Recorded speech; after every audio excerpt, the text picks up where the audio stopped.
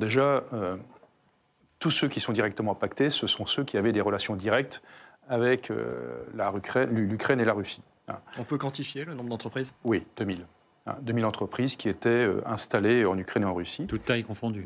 35 grandes entreprises, donc grands groupes, et tout le reste, ce sont des PME et des ETI. Et qui ont quitté désormais? Alors pour certaines d'entre elles, elles ont quitté le pays. On a un adhérent des Hauts-de-France qui est un industriel dans les tissus, qui a 88 salariés dans les Hauts-de-France, qui a 15 salariés à Kiev en Ukraine, et qui a une usine de 250 salariés en Ukraine, dans une zone qui encore aujourd'hui n'est pas concernée par les bombardements. J'aime mieux vous dire que pour elles, c'est 3 millions immédiats d'arrêt d'activité. C'était un peu l'atelier de l'Est. L'Est est devenu l'atelier de l'Ouest, en fait. Exactement. C'est-à-dire que tout s'est décalé. Vous savez, il y a eu l'Asie. Après la chute du mur de Berlin, il y a eu une migration vers l'Est. C'est-à-dire qu'on est allé d'abord vers l'Allemagne de l'Est, la Pologne, la Roumanie. Et puis la Pologne s'est tournée vers l'Ukraine, et même nous. Voilà. Vous avez beaucoup de groupes agroalimentaires français qui sont implantés dans ces pays-là. Et d'ailleurs, vous savez, les entreprises françaises, ce sont le plus gros employeur en Ukraine et en Russie comme compagnie extérieure. 160 000 salariés en Ukraine et en Russie dépendent d'entreprises françaises. Donc c'est considérable. Donc pour ces entreprises qui étaient implantées directement là-bas, là évidemment, elles sont directement concernées. C'est de la perte immédiate de chiffre d'affaires. Sans vous parler du sujet qu'ils n'arrivent plus à envoyer de l'argent, ils n'arrivent plus à en recevoir.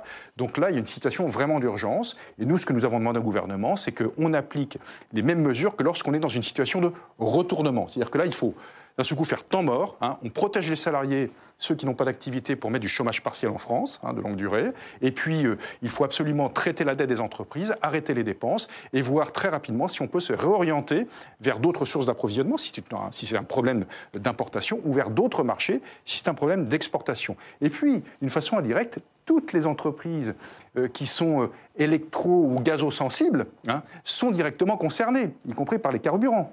Et donc là, on s'aperçoit que vous avez, par exemple, des activités. Une entreprise qui est, par exemple, en Bretagne, dans votre région, M. Goudiret, qui a 39 salariés, qui fait du rechapage, sa facture d'électricité, après le 31 mars, va passer à plus 55 000 € par mois. Qu'est-ce qu'on fait ? 660 000 € par an. On ne peut pas continuer à faire des chèques. Eh bien là, non, on ne peut pas continuer à faire des chèques. Mais le seul problème, c'est que cette entreprise, si on ne bloque pas le prix de l'énergie, eh bien, si on ne gèle pas ce prix de l'énergie, elle ferme. Vous avez 39 salariés qui sont là. Vous demandez. Comment ? Vous demandez le blocage du prix de l'énergie. On nous demande de mettre en place un tunnel tarifaire, de faire en sorte que pendant une certaine période, voilà, un bouclier tarifaire. Alors il y a un médiateur de l'énergie, mais là je peux vous dire, il faudrait passer la surmultiplier, parce que sinon, ou alors c'est un choix. Il faut accepter que les entreprises déposent le bilan. Mais nous, c'est pas notre choix. À plus long terme, Monsieur Asselin, parce que